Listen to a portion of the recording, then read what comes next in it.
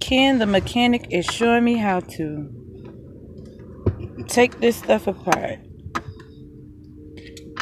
Got him working on the left side of me, and I'm working on the right. It's hot in this car.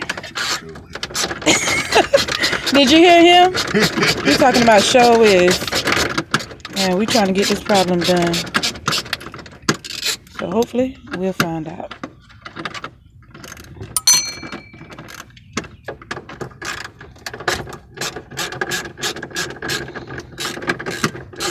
He working faster than me, as you can see. He's born to do this.